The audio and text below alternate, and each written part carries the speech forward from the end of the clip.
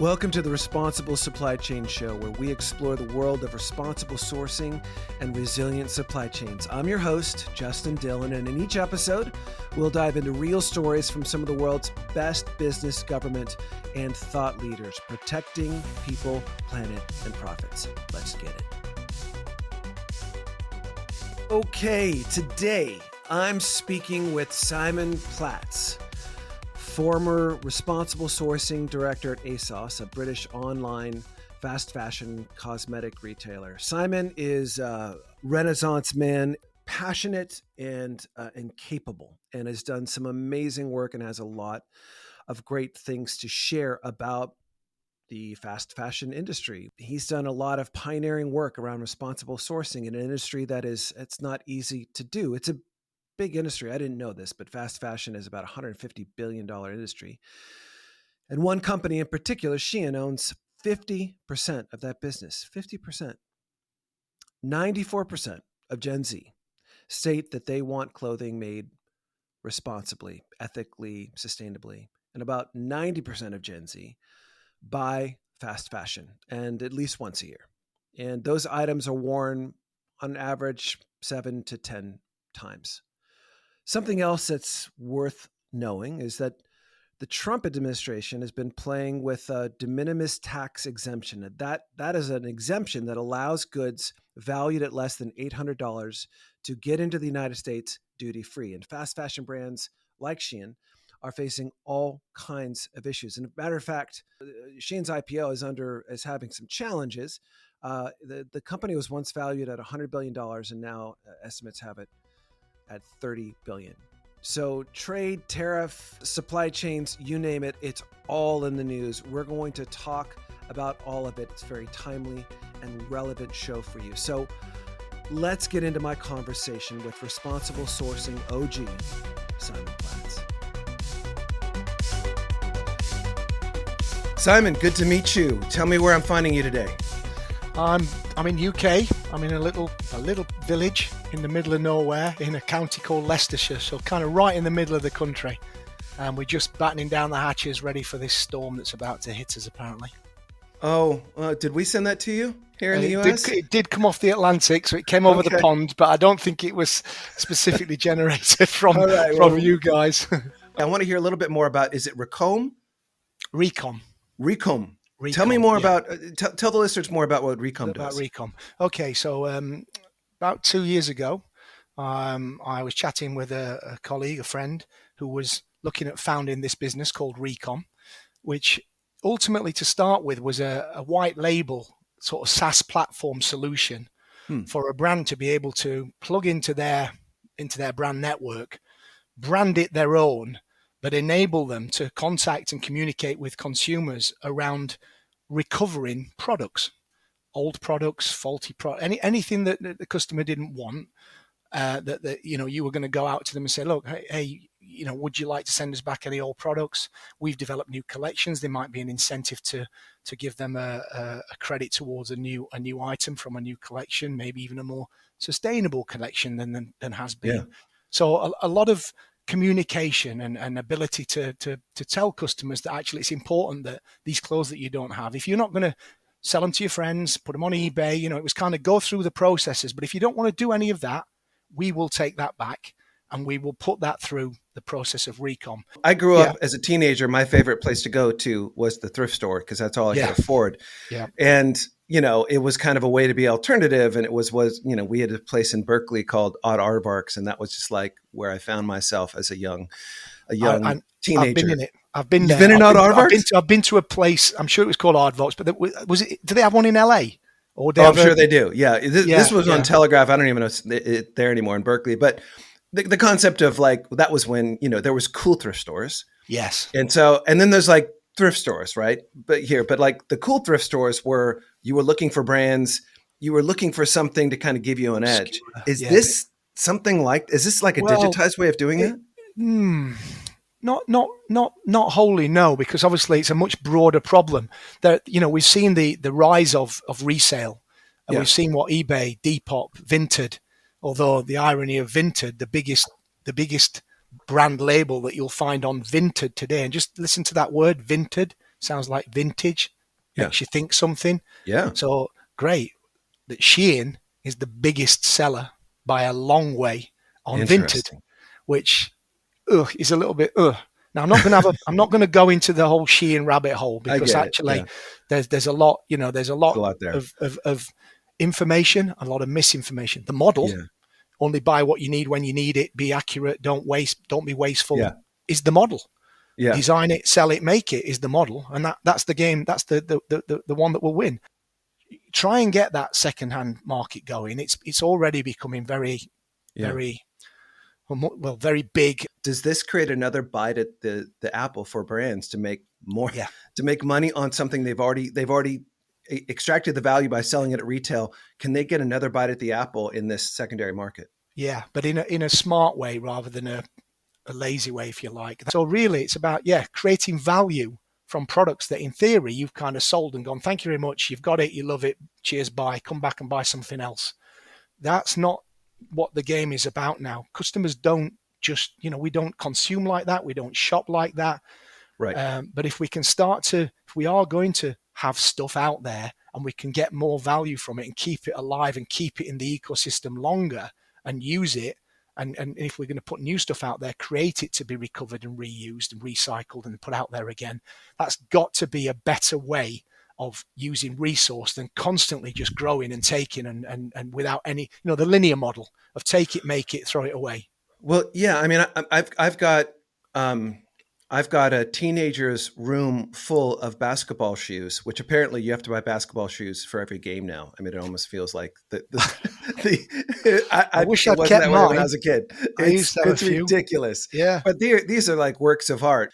This generation, Gen Z, is really understands circularity. But if it was framed in a way that this is just what you do with your stuff, This made you sense. could really build a movement off of this. Yeah, and that's one of the things that's missing from our industry is the education or lack of will to educate, and part of the reason for that is because the industry hasn't got everything in place to really talk very, very well. It's kind of like, when we talk about sustainability or social, environmental, ESG, whatever, everybody's kind of like, well, look, we're not, brands wise, well, we better not say anything because we're not good enough. Where actually you kind of need to swallow a bit and say, you know what, this is about progress, not perfection. We do need to educate. We need to make things better, but we need to tell customers so that they come in and they buy into this. Like we've had so much education around food, and whether it be fat or cholesterol or protein, or, we need to educate, but it doesn't need to sound like lecturing. We still need to give choice. It needs to be affordable. There's so much inefficiency in the clothing industry. I can tell you that, if people used the technology and the innovation that's available today to deal with the problems that they have around transparency and being visible and then doing better things and being smarter and creating almost a different way of that creating that profitability with that kind of money coming in, you could change the industry. I mean, it's phenomenal. That's the opportunity. Yeah, that's the opportunity. And it seems like we get so stuck. We talk about this a lot on the show, right? Yeah, if you start thinking about telling the story of, hey, when you buy something, you get this opportunity to turn it into another life, and you might even be a consumer of that secondary market. And if that secondary market starts to become cooler than the primary market, now you've just fixed a problem. All it took was changing the language and changing the story.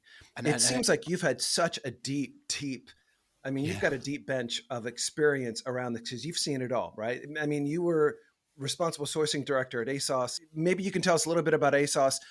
Are you guys in the US?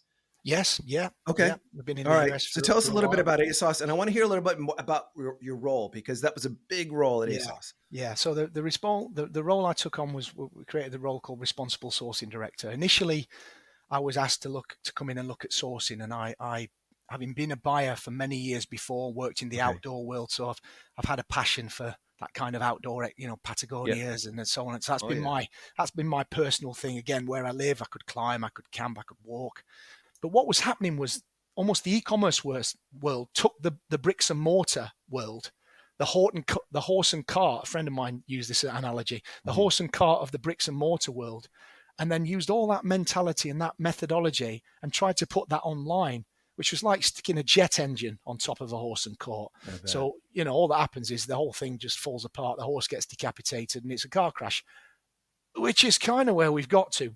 So it needed a new process. So I looked at sourcing, but I said, look, where are you buying from? Do you know who you're buying from? It's very inefficient not to know where you buy, but it's also very unethical because you don't know what problems. If you don't know, you can't deal.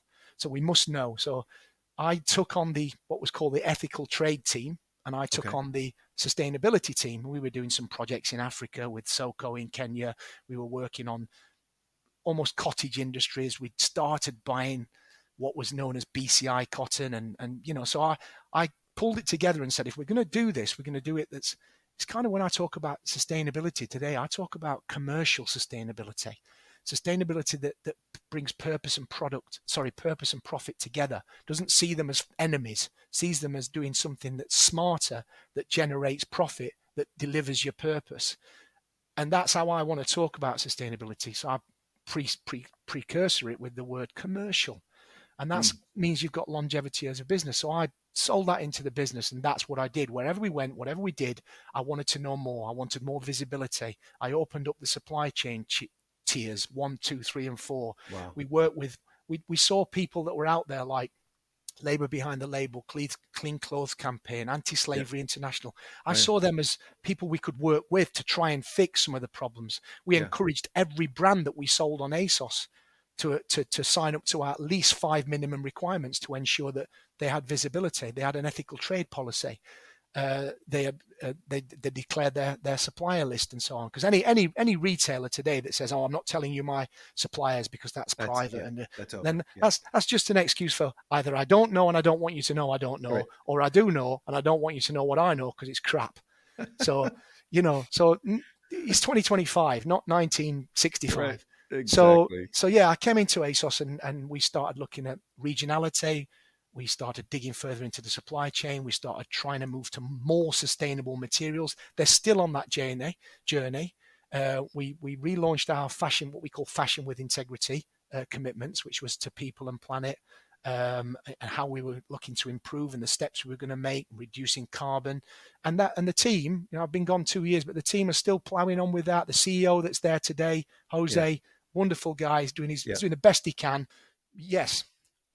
Okay, so you had to embed, if you're going to sell this to the business, you had to embed some KPIs for yourself. Like what's this role going to contribute to the business? What do you think are the top 3 contributions that a title like responsible sourcing director is going to contribute to the business? Well, the sourcing director role would have been just contributing towards improved intake margin. I argued for profitability, because if I'm going to bring a sourcing strategy that brings you to regions where the intake margin is potentially going to come down, but because we're going to buy less, tie up less inventory, have less markdown, and fewer returns and better quality because we know more, I was always trying to talk to the profit side of things and the longevity and the benefits of that side. So yes, I was looking to consolidate, to have a real global strategy. Obviously, you understand your customer type, you understand where you put your basics. Sourcing's not just about, okay, let's move all sourcing back to the USA, or let's move all sourcing if we're a UK company back to the UK, or that's not the right thing. It's having the right blend of sourcing. So, there's certain things come from certain regions because that's the best place and we're buying that kind of volume. We've got now traceability and visibility and we can negotiate a really good price. I'm not talking about a phone call that says, hey, give it me for 50 cents cheaper or I'll give it someone else. That's not negotiation. That's just bone idle laziness. And that's what does happen. But so it was around, listen, I would look to consolidate our supply chain. I would look to have better, more preferential suppliers. I would work closer with them. We would work as a partnership, a relationship. And I know some people say partnerships are the worst ships that ever sailed, but I'm talking about honesty and information sharing that allows an efficiency. Because if I can't give you 50,000 of something, but I can plan your capacity with you so you can plan your staff and your levels and your overheads, that's the next best thing. If I just keep coming saying I want 50, I want 100, I need 300, have you got, that's not efficient. That ticks a box of getting stuff done, but it doesn't do it in a commercially. or socially and environmentally conscious way. So it was about improved systems and delivering profit. And that's the main thing for me, was about delivering profit through being better and efficient. And then you put put the responsible in front of sourcing director. That was about, I wanted to ensure that ASOS could talk to shareholders, could talk to its staff, could talk to its consumers about how it was trying to do things better, and actually knowing that not only did that need to be done, I mean, I was there 12 years ago, needed to be done and we needed to catch up, but I knew it was going to become even more important. I was hoping it would become more important. Unfortunately, if there's any young ones watching out there today, prove me wrong, please. Show me that you do care, because at the minute, me seeing the likes of a certain Chinese company becoming a $60 billion business that has nothing to tell you and no real contribution in terms of quality and so on. That's interesting, because some of these companies you're talking about have responsible sourcing directors and managers. I know it's weird because, listen, I'm not saying I invented the term, because two people can think of the same thing at the same time. But I when I took the role, it was like, do you want we want a sourcing director? And I said, well, if it's going to include social environment, let's call it responsible sourcing. And that's the title. I said, okay, that's your title. And that's what we did. Now it's funny now, because I do see jobs being out.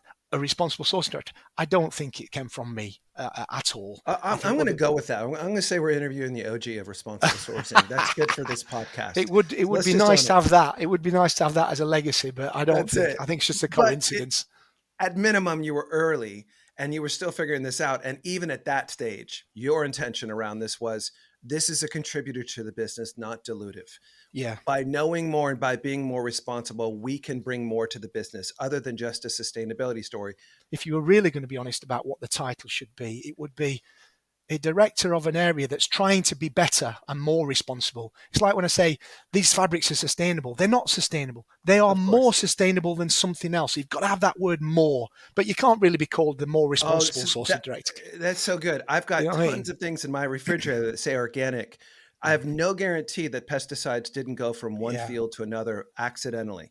And I think that demanding that things be absolute is a way of avoiding the reality of the world. Well, it shuts it down because you can't. And it does. If it's not perfect, and I just think it's a place where we as humans go. But it seems like there's a gravity towards being authentic and being true to who you are. And the sustainability movement, it couldn't help itself to grab on words like conscious and green and sustainable, and words wear out just like fashion. Yeah. And you're saying be authentic by saying, it's not perfect. It's not perfect. It's just better. This is not a consumer. Let's not make this a consumer problem. This is our industry problem. This is us. We've got to we've got to get better at this and talk honestly, be authentic, be genuine, and try and ensure that you're doing things better, and set goals and set targets and comment on that. We did this with modern slavery. We released.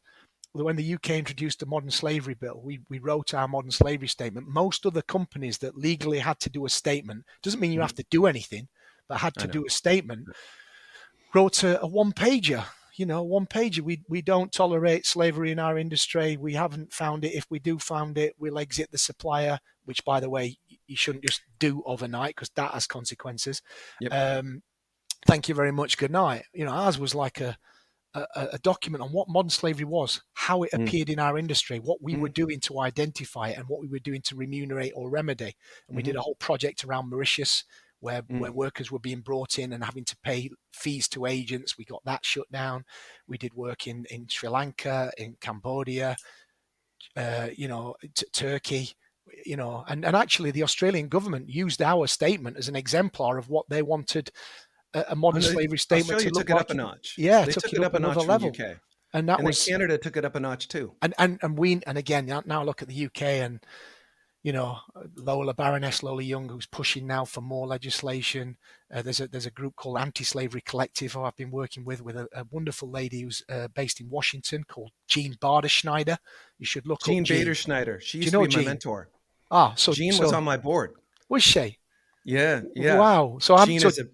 She's phenomenal. She's a phenom. She's a phenom. Well, she took me out to Washington. She invited me out to speak at Lincoln Cottage last year to the Oh, students about oh yeah, what we're yeah, yeah. talking about, and that was fun. And there's another lady called Natalia Wallin who works Mm. for or does work with Yep, Gin, yep. um, with Gene, and we've been looking at how we can move the UK. We've got people together Mm, to raise awareness. We're trying to move that needle around slavery and where it is, and the naivety and the unawareness. I mean, most people when they buy something would assume the fact that they can buy it, that the governments and the people that are in government would make sure that if I can buy it, then there's no kids, there's no slavery, there's no chemicals in this that's going to harm yeah, me because you just don't I know. can buy Yeah. it. I wouldn't be allowed to buy it if there were kids and there were slaves and so on. No, really, wake up, because that's not how it works. You need to be sure, and if a brand is not telling you what they're doing in this space, it's, as I said earlier, it's either they don't know or they do know and they don't want you to know what they know. We have all the agreement, all the regulations we need. What do you feel like is missing? Not just at the apparel level, but at any level. What's missing inside of companies to be able to operationalize supply chain transparency and responsibility? If it walks like a duck and quacks like a duck, it's a duck. If Mm. that's that cheap, and you know that, and you've seen and you've heard, yet you're still drawn in to get something that's really, knowing that there will have been exploitative practices in that, and predominantly that will be around people. Would you let your kid work in a factory? Would you work 75, 78 hours? Would you let your family? No, you wouldn't. So why But will do you you think the answer support? is? Do you think the answer is paying more? And if that's true, I does think the that lazy where does answer, that really go? yeah, honestly, I think the lazy answer would be for brands to turn around and say, all right, if you want us to do things right, we charge you more. When you're so inefficient, when you haven't even found out where you're getting, when you've done what would be the most CFO's commercial deep Uh, dive into your supply chain, and everything is uber efficient, and your returns are low and your markdowns low and your inventory and your repeatability, and all these things are generating you an efficient profit. If you've done all that and you then can't make it work, and you then put your prices up, but I'm telling you, there's money just being burnt in the industry, in the lack because of transparency. and the lack of transparency has come through complexity, Yep. legacy, Yep. historical.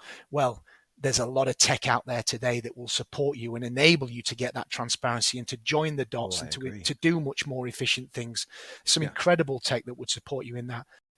We tend to pick on, or the media tends to pick on and targets lower cost brands, but supply chains are somewhat indiscriminate. Mm, Once you get past tier one, tier two, it just becomes all kinds of suppliers.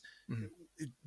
From your perspective, do you think there's just as much challenges for, higher price, higher retail price brands, apparel brands, than there is for the lower ones, Yeah, or do you see a difference between the fast fashion next as I opposed to certainly luxury? wouldn't assume that if it's a higher price product, don't make the correlation that, well, because it's a higher price product or it's a well-known designer brand, little fairies are making it while we sleep at night and everybody's all walking around it.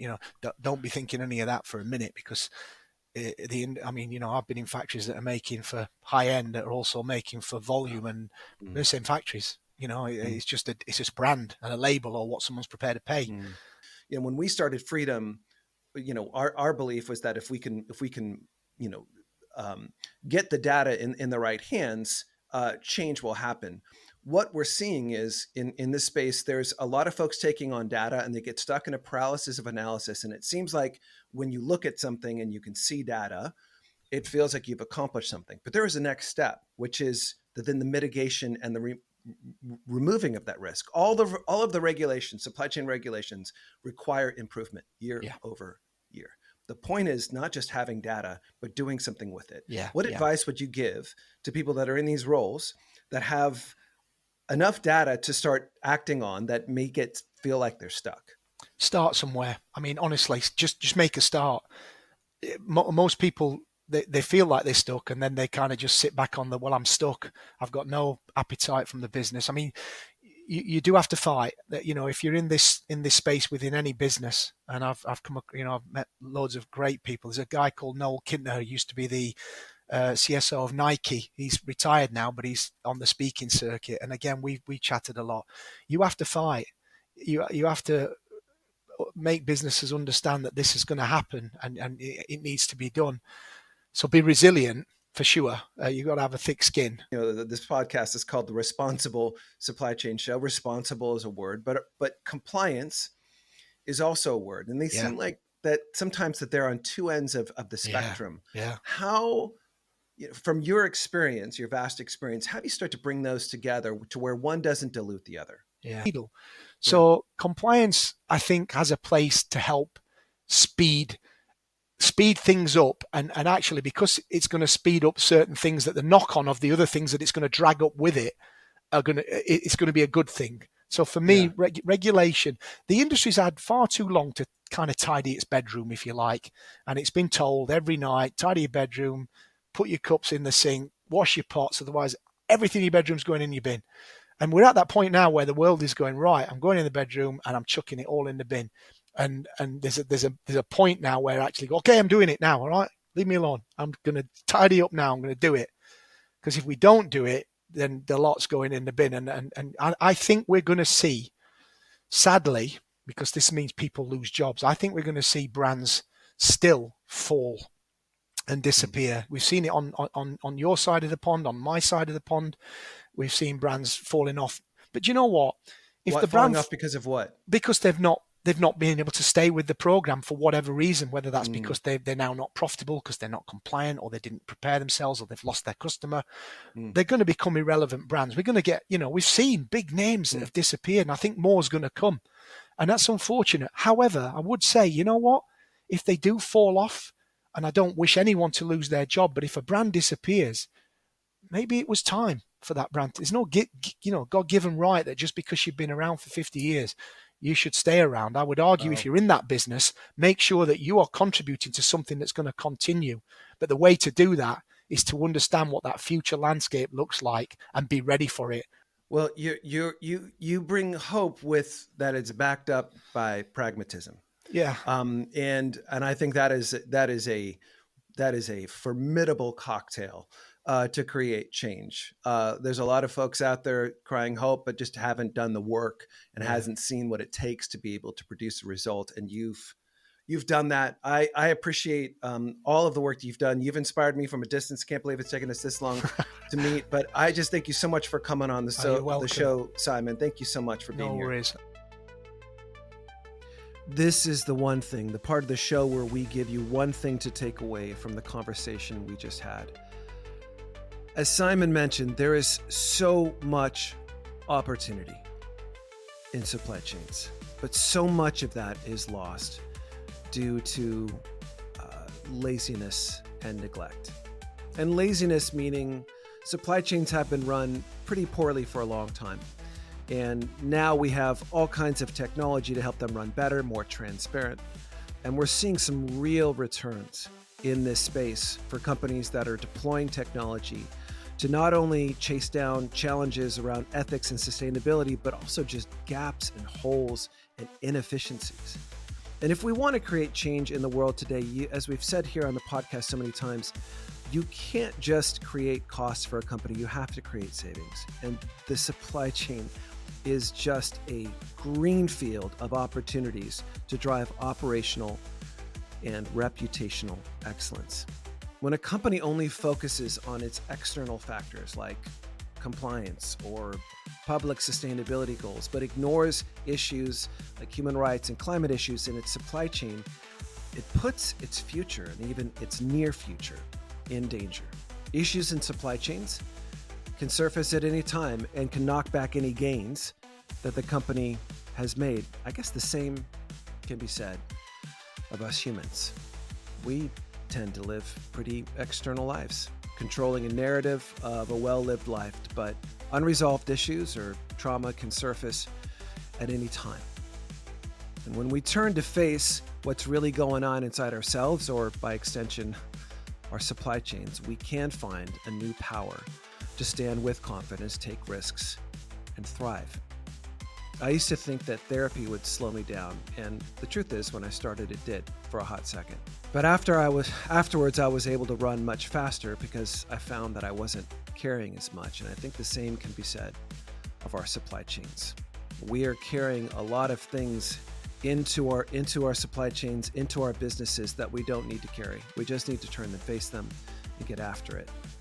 I'm bullish on the future of supply chains because of voices like Simon and others who are helping companies learn how to buy better. Thanks for listening. Please check out some of the other episodes and don't forget to subscribe. The button's right there. Look at it. It's right there. Just put your finger. You're almost there. You got it.